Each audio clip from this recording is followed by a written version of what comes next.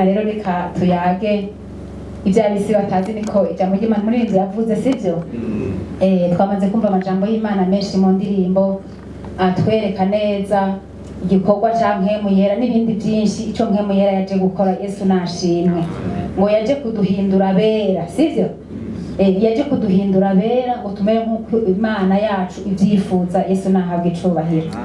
Umurongo w'ijambo ry'Imana rero mfise dusangira navuga ngo teme mfise nuko ishusho ya Kristo isubira ikaremerwa muri twebwe. Yesu nashimwe.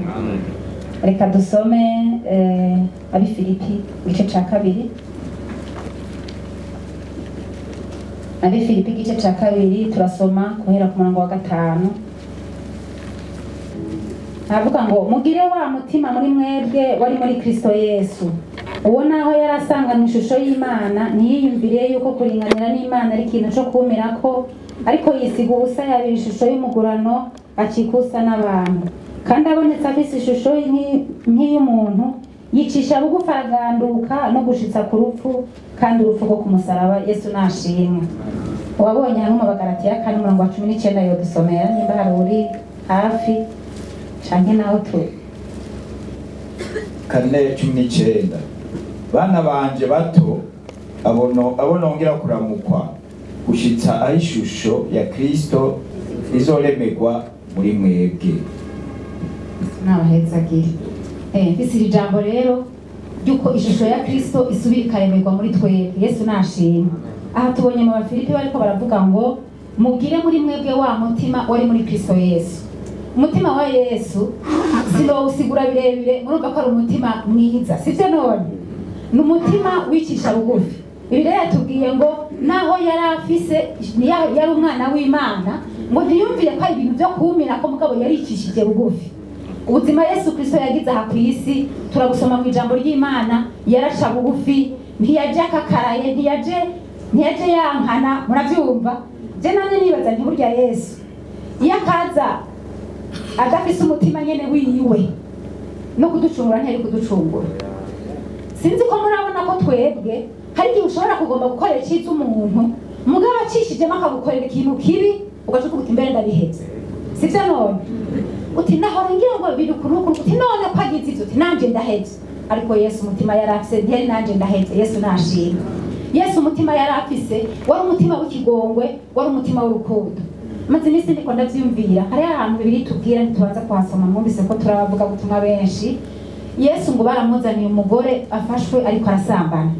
Hanyuma rero ngo cyamumuzanira bavuga bati ivyagezwe bya Mose bivuga yuko yicishwa amabuye, kandi niko byari bimeze.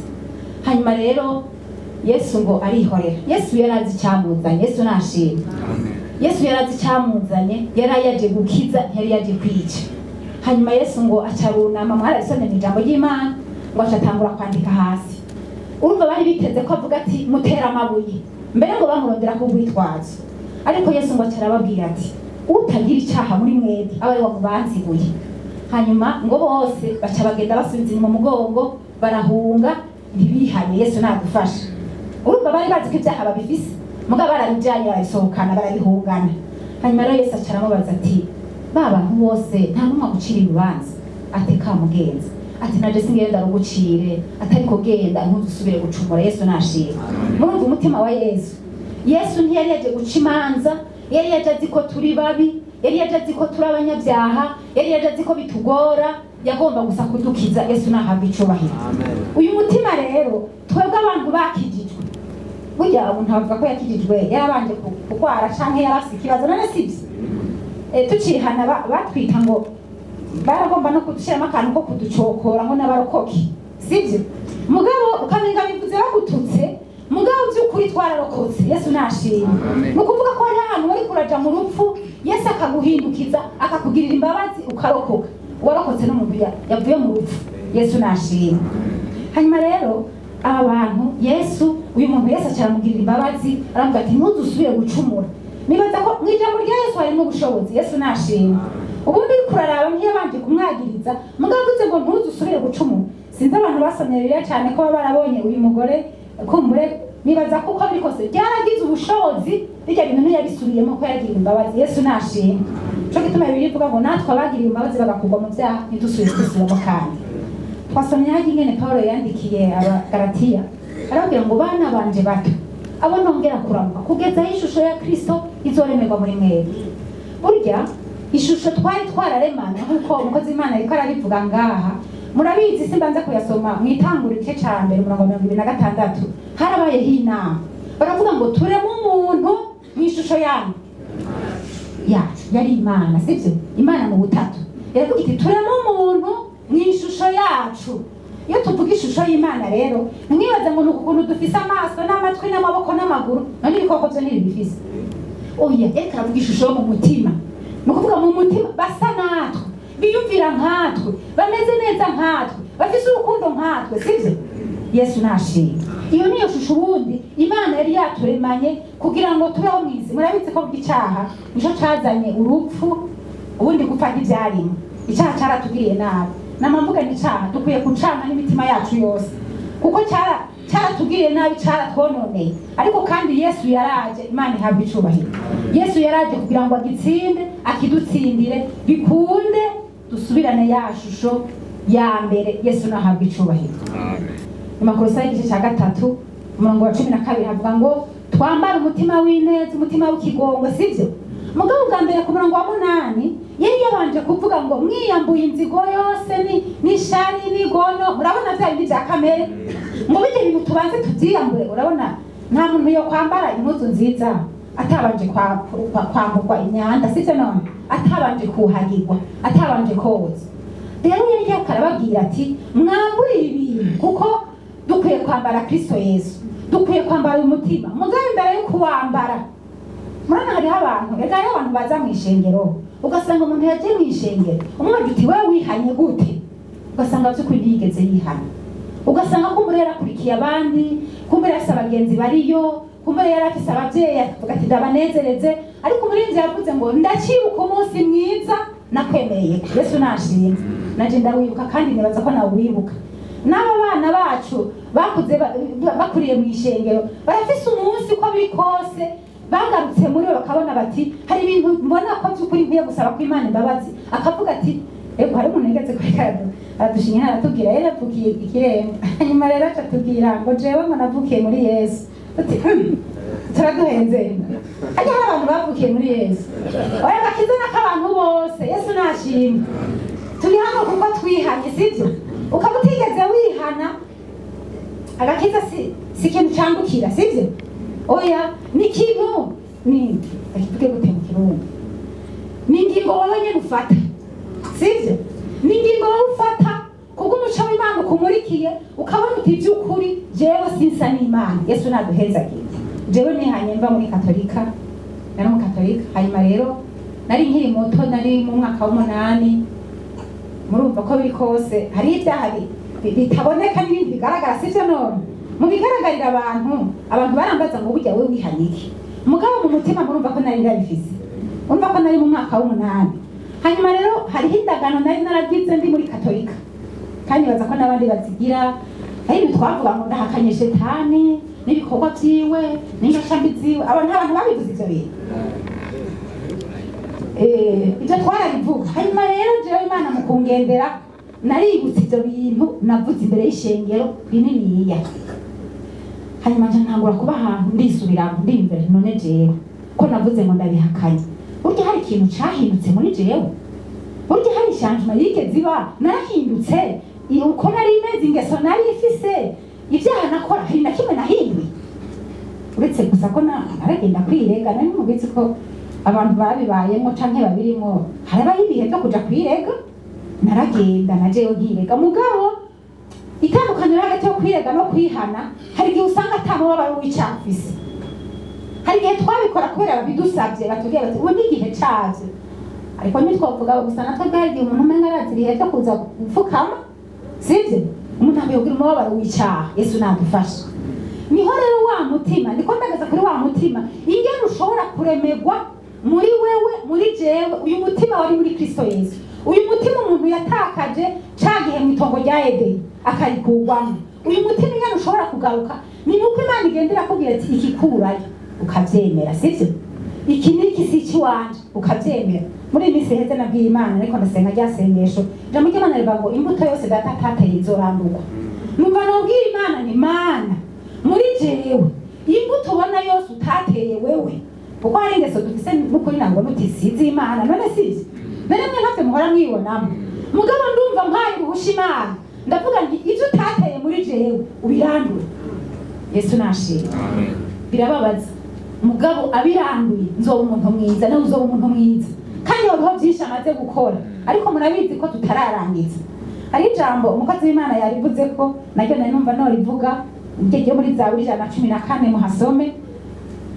Ni ijambo naryo nyine rivuga ko uyu mutima nitwawugira hari ikintu Imana izodukorera. Yesu nashimye.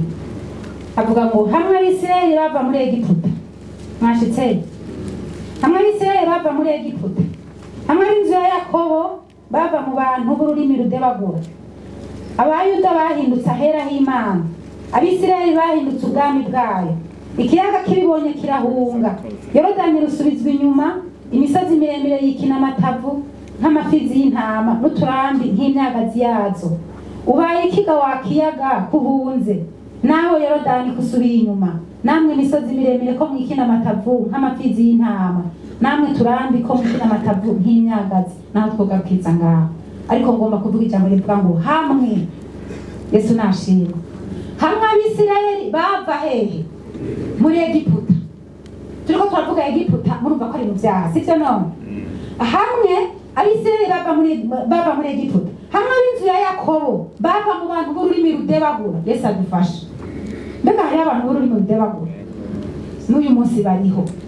Egiputa n'uyu munsi iriho muri twebwe aha nyene tubaye mwisi turimo ni Egiputa sivyo. Mugabo Bibiliya ivuga ngo hamwe bavayo Abisirayeli hamwe n'inzu ya Yakobo bava muri abo bantu b'ururimi rudebagura. Yesu nadufashe. Ngo hari ibintu byahindutse. Urabona hari intambara dufise reka turafise intambara sivyo none. Urugendo turimo turahura n'intambara mugabo ndababwiza ukuri hari intambara Imana yonyene izokwigwanira. Yesu nashimye. Hari intambara hari ibintu bizotubisa. Abisirayeli ikiyaga carababishije ikiyaga kirimi Yorodani gwarimira sivyo none. Ngo imisozi irikina amatavu baravuga ngo mubaye iki. Bari babonye Abisirayeli bavuye muri Egiputa. Yesu nashimye. Bari babonye ab'inzu ya Yakobo bahindutse ahera h'Imana bavuye mu bantu b'ururimi rudebagura. Ndabifurije ko muva mu bantu b'ururimi rudebagura bose. Yesu nashimye. Yesu aduhe kuva muri abo bantu tuve muri Egiputa tuve mu bantu b'ururimi rudebagura. Imana idushaka turabera. Muravyumva? Yavuze ngo nzoba n'abantu bafise imitima imenetse imitima ijanjaguritse iyo mitima sinzoyikengera kandi nitwabana n'Imana. Bakivuge mu Gifaransa tuzoba turi ineretable sivyo ntituzohagarikwa.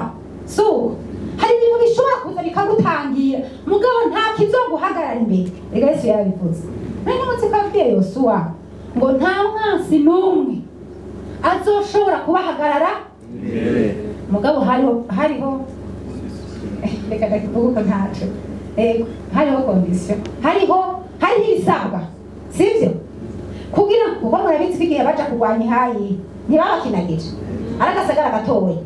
Ahari nta kintu dufise twokandisha shetani muvuge ngo ndumupanye kote muvuge ngo nihanye ngo maze imyaka n'imyaka muvuge ngo narubatse isengesho nakoze ngo oya ukwera konyene. Yesu nadufashe. Kindi gihe Yesu ngo yogeje ibirenge by'intumwa hanyuma rero ngo ashitse kuri Petero waravuga ngo je ntunyotse. Yesu acamubwira ati nintakoza Petero ntaho tuzoba duhuriye. Yesu nadufashe. Petero yumvise iryo jambo cyangwa ati ahubwo rero ntunyotse wese ngira cyavuga ati umubiri wose. Ariko Yesu aravuga ati wari yoze akeneye koga ibirenge gusa. Baravuga ati murakeye muga ntimukeye mwese sivyo. Ngomba kuvuga ngo umuntu atari kwarezwa ntaca bapfana na Yesu. Utari kurezwa utari kuratungana utari kurahinduka hera h'Imana ufise ikibazo. Haraho ndenga narimviriye Abisirayeli hari igihe bigeze gucumura bacavuga ngo kubera turi Abisirayeli ngo baragenda kurwana n'Abafilisitiya. Murabona iki gisanduku y'isezerano ya Nyako. Ubu hanyuma rero ntibamenye iki kintu c'uko bahinduka hera h'Imana ngo baca bariyukanga ngo bagenda kuzana isanduku y'isezerano ngo bariha n'akamo. Yesu nadufashe. Hari indirimbo nigeze kugira mugabo sinayihejeje ariko yaravuga ngo ntiwihumurize sivyo ngo Abisirayeli barihumurije bamaze kuneshwa mu ntambara ngo bacengaza ngo isanduku nigira igwana. Isanduku ntiyagwanya. Imana bikenewe ko igwanira Rwanda mugabo igwanira umuntu ariko yihereza ku ruhande rwayo.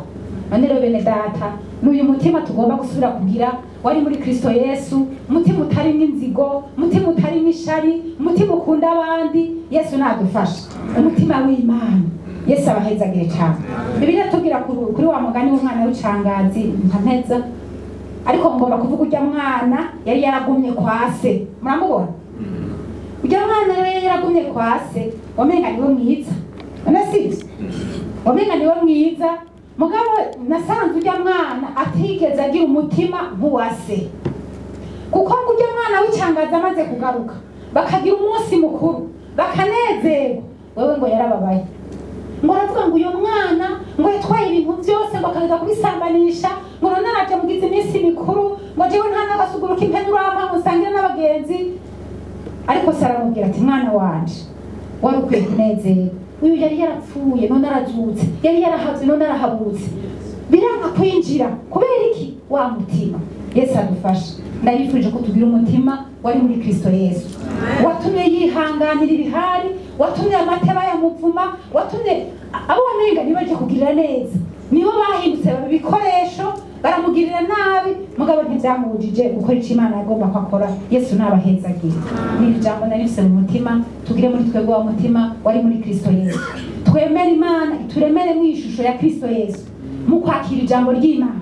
Ijambo ry'Imana ritego muri twebwe riduhindure, bikunde dusubire tugire ishusho y'Imana. Yesu nabavugisha. Turagushimiye mwami wacu Yesu, turagushimiye urukundo dukunda, turagushimiye ko tugomba turi beza kandi niwe uduhindura beza. None rero Mana turi hano, ijambo ryawe niryo riduhindura Mana. Turi hano n'ubu turaciye bugufiya, ijambo ryawe ryongere rikora igikorwa mu mitima yacu Mana. Mpemu yera wongere ugendagende hano by'ukuri, utureme mu uyu mutima musha, uyu mutima umuririmbyi yavuze ngo uzinuzwe ibyaha, uyu mutima ucucagiwe y'amaraso izina rya Yesu Umunyanazareti. Uyu mutima Mana niwe uzotuma tugukorera, uyu mutima niwe uzotuma mwami dukora misi wadutumye mu isi, uyu mutima niwe uzotuma tunesha isi izina rya Yesu.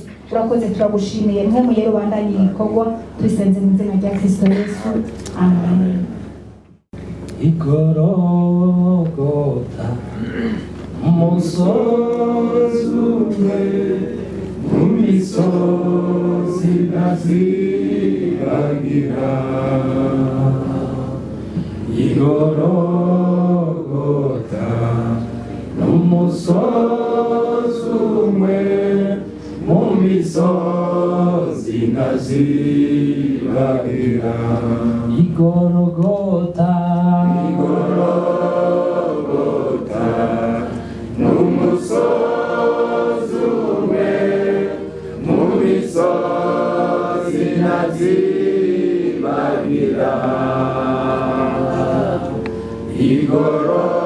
Igorogota n'umusozi umwe mu misozi ntaziragira. Turamukanye, ndabaramukije mwese mu izina rya Yesu. Amen. Izina barivuze ko nitwa Fidele Bizindavyi, wacu ni muri Sandre Nyakigongwe, ubwiriza ni Kajondi, niho muhira ikajondi nyene hitwa muhira hitwa Kajondi nyene. Hanyuma nanezerewe kuba hano, ndashimiye Imana yanzanyira agahezagira. Amen. Dusome mirongo mikenya mu itanguriro, mirongo mu itanguriro 19 umurongo wa 17. No kwibukanya kiretse bashasha mu bya Yesu, abandi abakozi b'Imana baririmbyi sonde tubizi, ariko hari umurongo hano numva mwe yashize mu mutima, ku murongo wa 17 itanguriro 19 kuri 17. Dusome. Bamaze kubakurayo, umwe muri bo aravuga ati hunga ntupfe, ntukebere inyuma kandi nturuhagarara utararangiza ikiyaya cyose, hungira kuri iriya misozi woye kuranduka. Loti arabishura ato ya mugenzi suko, raba umusavyi wawe ko ngiriwe akagongwa imbere yawe kandi ukabungwije kw'imbabazi zawe izungiriye ngo ukize ubugingo bwanje. Erega sinoba ngihunga ngo nkire ngo nshike kuri iriya misozi ico jago kitanshitseko kikanyica. Raba kariya gasagara niko kari hafi ko guhungirako kandi ni na gatoya, nyemerera se mpungireyo. Mbega si gatoya nyene mbone gukiza ubugingo. Imana idufashe. Ese umurongo rero uvuga ngo hunga ntugire ntupfe. Si mashasha, tumaze kuyumva kenshi kandi abayumviye barahunze. Uyu mugabo Loti abamarayika baramugendeye baje guhonya ibisagara bibiri, Isodomo ni Gomora, niko birivuga. Naka gasagara gatonya yasavye agasengera ngo bakareke karimwo abanyabyaha benshi. Hanyuma barayiwe Loti baramubarira ati bwira bakazana, bwira bakwe, abantu bose mubana muhunge. Sinobanza kuvuga ivy'abantu b'Isodomo, murabizi vyotwara n'umwanya, ariko ngo hari abantu b'ingeso mbi nyinshi ngo biteye ubwoba ngo rwama ruraduka. Nama niyumvira ibintu araho twayaze n'umuntu haguma yumva umenga ntiyahariwe, akihana akaguma asubiramwo. Ndamubaza mbega wibaza ko Imana yumva ivyaha itumva n'ibi navyo tuyisaba? Ntucumuye uhora wumva ko wacumuye atego, none ko yumvise ivyo mbega uvuze mbabarira iravyumva? Mwe murizera ko ivyumva? Iravyumva neza. Abantu batizera imbabazi ndaganda yose ko Imana yize yumva kuvuza uti mbabarira. Kujya wumva uti ndacumuye umutima ugahagarara, ni kuvuza uti mbabarira igira gute? Haleluya. Ngo ibyaha biraduka ngo Imana yumva umunuko. Kandi abantu ntibanuki, mugabo iraduka ngo mpaka mwijoro ikiramanuka iza kuraba ivyo bintu. Wica kwa Aburahamu ngo arabakira ari batatu. Nibi byo kwakira abashitsi no bijamwo navyo birimo ikimaze kinini, uko yasanze yakiriye abamarayika n'Imana yarimwo. Hanyuma rero ngo abagabo ngo baca baragenda, Aburahamu aje kubakira yanasabiye ivyo bisagara ngo agera kuri batanu, baca barigira bashitseyo. Loti yari yicaye nkuko bayicaye kwibarabara, mwari hajya habona kwikaburimbi, akabona imiduga irenguka ati ndabinginze katira ngaha. Ngo baca barakata bajiwe arabakira. Hanyuma rero bagiye rero habaroye ngo baca bajana mu nzu. Abantu b'abanyabyaha ngo baca barakorana ngo bagabo bose, nta mugore bavugamwo, murazosoma murabe. Ngo bagabo bose ngo bashaje n'abato ngo bakoranirayo kwa Loti. Zana abo bagabo barayenga bazane tubonone. Loti ngo arasohoka yugarira umuryango inyuma ati batungwa n'ukuri nimukora iryo bara. Aba bantu n'abashitsi bangere tuba mutwara abakobwa banje ati oya zana ivyo bigabo nyene bizane. Baca baramukwega, bumvise urugamba rubaye rurerure, bakwega Loti bamusubiza mu nzu, baca barugara. Abo bagabo barahuma ngo bakesha ijoro bazunguruka, ntibagira nubwo bati duhunga ibi bintu twari bwabibone. None abantu baje babona umuryango bakawubona, bagahumira rimwe, bakaguma bazunguruka ngo reka aronderaho urugi ruri, ntibumva. Hanyuma rero bukeye ni umurongo rero tureka. Aba bagabo ngo babonye ngo izuba riraje umutwe w'inzuki, ntibavuga isaha, babwira Loti ati hitana abakobwa bawe n'umugore n'abakwe n'abakazana muhunge tugira tuharandure. Ariko Loti Mana iturinde umutima wa Loti. Baramubwira ati hungira kuri ya misozi miremire nk'ubwo yari ku mantene, umuntu apfuye ngaha. Nabo baterega ntiwe ntuhaze urugendo ruhari, niko Loti yababarira ati urugendo ingena rungana mukamura mbona ingena mwarakaye muvuze umuriro kugirutse sinoshikayo hari ahantu ntarapfa. Mbega bari kwaturira atarashikayo, nibo bari bamurangiye hariya ku misozi miremire, ntacyo bari gukora nabo bataragira gute. Mugabo Loti ngo yasuko narize amajambo numva ni ngorane ngo reka nje harya sinzi agasagara kegereye ngira aho mwijenda ati reka njaho nona ko kagenda ari gatonya nimukagirira ikigongwe n'ubundi ni gatonya koko mugabo uravye Sowari hari bibi nivyo vyahitanye Loti mwarayasomye hari bibi biteye ubwoba nivyo Loti vyamutwaye agato bacaragasabira bati nta kundi kutugoye genda baguma bajujura ngo bamufata ukuboko n'umugore n'abakobwa barajugunya bamutera ngo inyuma y'ico gisagara Mukaroti nawe nyene biranka ngo aca ahindukiye iki kugabira Imana niwo murongo ofisi umuntu agabiye mpemu yera agira ingaruka mbi umuntu agabijwe ry'Imana agira iki ingaruka mbi Mana yatubwiye duhungire ku musozi muremure naho iyo uri umusozi sanganiro twaririmbye ngo n'umusozi ntazogirana ni Gologota uyu musozi Gologota nasomye mu gitabo c'ingenzi umugabo yitwa Mukristo ngo hashitse akarangamiza umusaraba ngo umutwaro yari yiremetse imyaka myinshi munini ngo waciye ukoroka ngo ahindukiye arabe ngo abone uriko uratembagara no muri yamva ngo pi ngo agihagaze aho yumva amosozi arakorotse mbega bihanye si uko bimera uravye Gologota uzona amosozi arambona umuntu avuye kwihana nkabona atuma inkungugu ndajya muntu ntiyashitseyo kwebwe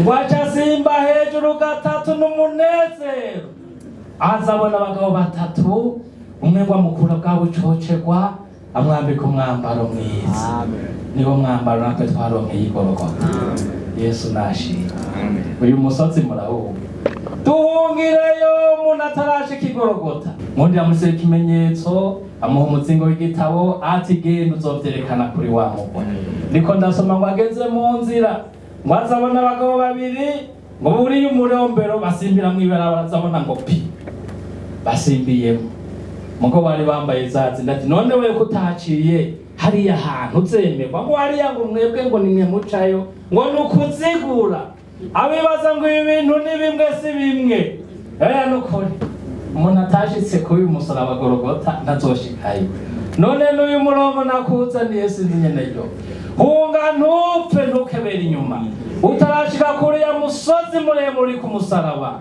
aho hantu urahasanga ivyiza Yesu nashimwe kandi aba muto aba umutama uwushitseyo wese uzobona amosozi akoroka azayumva yambaye uwundi mwambaro mushasha kandi abaciye bose bambaye uniforme n'umwambaro umwe mbega nivyo umwambaro umwe wajobetswe mu maraso niwo bambaye kandi utaciye uramubona asa ukundi yambara ibimeze ukundi abantu b'Imana baza kubaza ngo mbega urakijijwe sinzi umwe ariko aradandaza amayinite ndamubaza wewe uri umupentekote ati yategwa yubwiwe niki n'ingene usabira kuranga none je ubona ndi iki ngo nawe sinohusha ngo naburiwe kubera bose barasa bari ku bwiza bw'Imana n'aya majambo rero murongo narose ngo hunga ntugire ushike kuri ya musozi ntukatire mu nzira hari abantu binjiye mu idini gusa mugabo atashitse kwa wa musozi Gologota baguma basa kwa kundi n'ababatiza mu mazi rega ntivyanka kwajaye nabigisha igice kera Mariya mu Nyakabiga hanyuma rero babatiza umuntu atarabohoka neza zingene yaduciye baramujyamika mu mazi birakunda rega ntivyanga apfa gufata hahandi afata akavuga kwa kundi rega sivyo yarajyamitse nukuri ataryamye mbona aravuye arashishikara erega abantu barabijana mu mazi ariko umurongo n'uyu ngo honga ntugire ntukebere inyuma nturabe yagoshe nturaba abandi ntuwitane papa ngo ntarabizamwo ngo mama ibyo mwijuru usuko ngo wese asama yiwe nivyo naje iwacu emwe nari umwe kwe kandi nabivukiyemo babivamwo bose guhera kuri papa yarakunda agatobe bimwe byo Bugesera bamwe ntibakazi yarimwo agatobe hamwe yo kamufashe wabona agenda twenga agenda adatumbera inzira bavuga ngo ntikaborera mugabo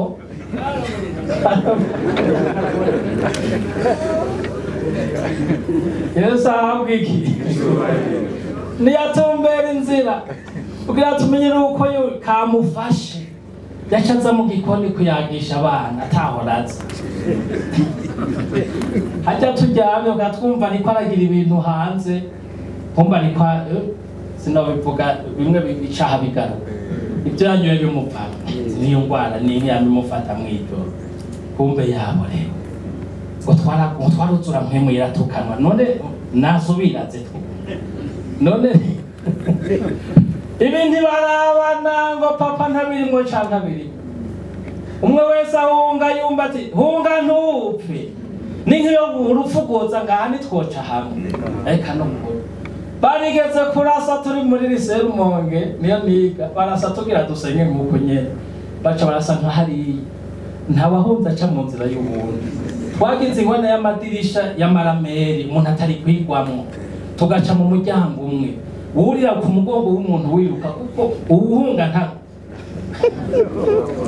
umwe yamfashe ishati ngo rindira abasha dusenge nasanze namumanyu y'ikoti bisa mwito gusenga kubera turiko turahunga nta bintu by'ibiyago bijamwo umuntu akiza amagara akiruka turiruka abo byanze ko basohoka banyegera munsi y'imeza uko batangura kwihanira yo ngo sengera hewe nawe nasambana none sengera ubundi naribye naratirishije mu ishuri se bari mu kano n'abantu bari baje gusuzuma nabo baciye muri Serumonge hanze ko amadirisha atagera hejuru bari hanze baraba banyegeje imitwe gusa baturira y'ibyaha kubera hari igihe cyo guhunga n'uyu murongo rero duhunge ntitugire gute ubuhungiro ni bumwe n'uyu musozi wamagarira abantu ngo bahungire ko ntibapfe bakize ubugingo noneho abantu baduze bamwe bapfuye Bujumbura abandi bapfuye muri iyi misozi twese ngo tuduga kuri uyu musozi naho guteramira umuririmbyi yavuze ngo naho niho nzibera ndindire cagihe nzoja gukuruza niho tuzoguma hezagira abakozi bari inyuma hezagira amajambo afata imitima y'abantu umuntu wese yumve yohungira muri wewe tubisabye mu izina rya Yesu Kristo ngaha nitwari tuhazi ariko Imana irafise ukuntu ipanga ibintu nigeze kuba ndi kumwe n'umukozi w'Imana umupastori suwaha hafi narabivuze igihe nari ngaha hanyuma rero turiko turayaga nta vyino vyarimwo mugabo aracisha arambwira ati inyakararo hari urusengero rw'ikiremba ngo rubi ab'inyakararo mwihangane ntimufise urusengero rubi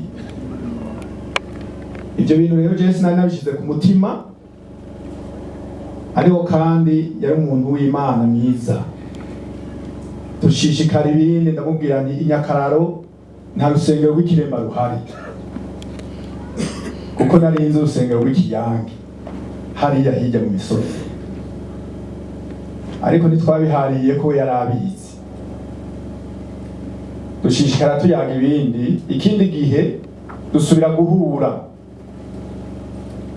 yongera kuvuga ivyo bintu ati hari inyakararo kuri centre hariho urusengero rw'ikiremba rubi atuzogenda ubirabe ntangura gutangazwa n'igituma ivyo bintu abibwira jewe ndi muri centre y'Ibwatemba ububwiriza Migahama si hafi yaha hanyuma rero ndiyumvira ikindi gihe ndaza ngaha ndabaza umuntu ni mbega ngaha hariho urusengero atego hariho urusengero hariya ku Mwonga ndamubaza ahantu noca kugira ngo ndabone urusengero aca ndangira hariya ku kiraro kiriya kiraro cyo hiya duca turamanuka n'imodoka nca ndarubona rero ariko jewe mbona atari urusengero rubi. Dusubiye guhura ndamubwira nti rwa rusengero narubonye ni mugabo nabonye ari urusengero rwiza. None nagomba mbaza abantu mwese muri hano ko mbona muri benshi ni mwiragutse. Hari umuntu yovuga ngo urusengero ni rubi? Sinzi impamvu rero ivyo bintu vyacuko. Hanyuma rero ikindi gihe umwungere aradutumako ati tuzohurira i Nyakararo ku rusengero dusangira ijambo ry'Imana. Twaraje ngaha turi abakozi b'Imana bashika 15. None umunsi niho bari, nta muntu yibaza ikintu na kimwe. Turaza ngaha hari kanisa hari Nyabikonge, ariko hariho bene data twahasanze turasangira ijambo ry'Imana. Twaranezerewe cyane, baratwakira biraryoha. Hanyuma rero mu gusozera abaturankana intashi dushitse hariya i Bujumbura, twarabwiye bene data ko twanye ngaha twasengeye hano, turabereka n'amafoto. Niho rero abatarefwe bavuga bati ahubwo natwe tuzojeyo. Imana nishimye. Tugize inama turumva yuko turongowe ko twoza, kandi abavyifuza bose atari umugwi kanaka.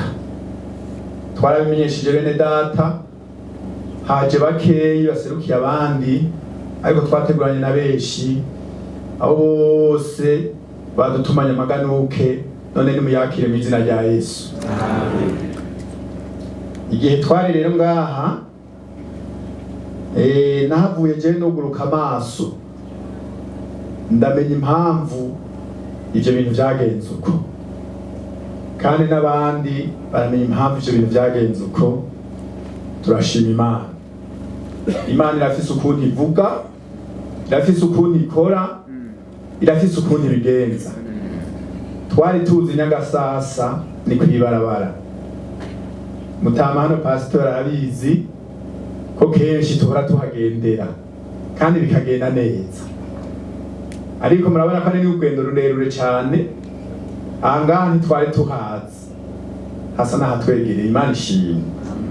None rero turashimiye Imana ko yatwuguruye urugi, tumaze gutelefona hano umuvyeyi waha yaduhaye kaze, kandi wari umwanya mutoyi cyane, byaboneka yuko umenga ntivyokunda, ariko ivy'Imana bimeze uko nyene ni nk'umuravyo. Yesu nashimwe. Nta byiza bisumba bitwari gutegura ngo bishoboke. Naho twari kubiha ukwezi, naho yari kuba amezi abiri, twagize ko Imana ivuze iravuze, ingo tugende mu kwizera. None rero biraryoshe cyane, twanezerewe, aho wo dusesa ku mutima nigitangaza. Sinari niteze ko bigenda uko. Imana iratunezereje, Imana iradutwengeje. None rero turabashimiye mwese ishengero ryino ukuntu mwatwakiriye mukaduha ikaze nziza y'abana b'Imana. Imana ibahezagire, Imana ibahe umugisha. None rero ku majambo bavuze abandi nanjye ngoma nongereko imirongo y'ijambo ry'Imana hariya muri Timoteyo wa kabiri. Timoteyo wa kabiri igice ca 3 guhera ku murongo wa mbere. Ibi bizoba mu gihe c'iherezo. Niho tugiye gusoma amajambo dushishikare. Igihe twaheruka hano imvura yaguye, nasenze Imana nabwira nti Imana, mbega imvura niyagwa bizogenda gute? Ariko naho yari kugwa nabonye yuko akarere gacunze neza. Ariko hariho abandi bashitsi bari badusanze hano, aha yakaba twari hariya iwacu. Uru rusengero ruba rwari rusigayemo abantu bake, ariko nabona muritekaniye, mwimereye neza nta bushuhe. Muraba ukuntu mungana turi benshi cyane ahantu hato, ariko nta muntu n'umwe, mbere hari umuntu yumva ubushuhe. Nakanya keza rero ko kumva ijambo ry'Imana dutekanye, atakitugoye. Imana ihabwa icubahiro. Ariko umenye yuko mu minsi y'iherezo hazoza ibihe bigoye, kuko abantu bazoba bikunda gusa, bakunda amahera, birarira, bibona batukana, batumvira abavyeyi, inashima, abanegura ivy'Imana, badakunda ababo, banga kuzura, barementanya batigarura, inkazi, abadakunda ibyiza, abaguranyi, ibirandamuke, abikakisha, bakunda ibibahimbara bakabirutisha Imana, bafise ishusho yo kubaha Imana ariko bahakana ubushobozi bwayo. Abameze batyo bamubatera ibitugu, kuko muri bo harimwo abagabo banyegetera mu mazu, bagatwara abagore batagira imitima, baremerewe n'ivyaha, batwarwa no kwifuza k'uburyo bwinshi, bama biga ariko nabo bashobora gushitsa ku kumenya ukuri, nk'uko Yane na Yambure bagwanije Mose, niko nabo bagabo bagwanya ukuri. Abo nabononekaye ubwenge babaye ibihombe ku kwizera, mugabo ntibazoshobora kurengaho, kuko ubusazi bwabo buzogaragarira abantu bose, nk'uko bw'abandi bwabagaragariye. Imana ishimwe. Ngomba ndirimba akaririmbo ka kera, hariho abantu bakazi baraza kumfasha, ariko abivyuma baze kureka. Yohana yeretswe ishengero rinini ry'abantu bo mu mihingo yose, bari bakoraniye imbere y'intebe y'Imana y'umwagazi w'intama. Yohana yeretswe ishengero rinini ry'abantu bo mu mihingo yose, bari bakoraniye imbere y'intebe y'Imana n'iy'umwagazi wayo. Mbega abo ni bande kandi bavuye he? Mbega abo ni bande kandi bavuye he? Munyishure. Abona bavuye muri wa mubabaro mwinshi, kandi bamesuye imvune zabo mu maraso ya wa mwagazi w'intama w'Imana. Muri iki gihe bakristo twikangure, kuko igihe kiri mu gushika, nico gituma dukwiye kwikangura, kuko igihe kiri mu gushika. Muri iki gihe bakristo twikangure, kuko igihe kiri mu gushika, nico gituma dukwiye kwikangura, kuko igihe kiri mu gushika. Mbega abo ni bande kandi bavuye he? Mbega abo ni bande kandi bavuye he? Munyishure. Habona bavuye muri wa mubabaro, kandi bamesuye imvune zabo mu maraso ya wa mwagazi w'intama w'Imana. Yesu azohumuriza abamuyobose, azobahanagura musozi ko bamukoreye ijoro n'umurango umubabaro w'isuzoshira Yesu azohumuriza abamuyobotse azobahanagura musozi ko bamukoreye ijoro n'umurango umubabaro w'isuzoshira mbega abo ni bande kandi bavuye he mbega abo ni bande kandi bavuye he munyishure abona bavuye muri wa mubabaro mwinshi kandi bamesuye imvune zabo mu maraso ya wa magazi w'intama w'Imana mbega abo ni bande kandi bavuye he mbega abo ni bande kandi bavuye he munyishure abona bavuye muri wa mubabaro kandi bamesuye imvune zabo mu maraso ya wa mwagazi w'intama w'Imana abona bavuye muri wa mubabaro mwinshi kandi bamesuye imvune zabo mu maraso ya wa mwagazi w'intama w'Imana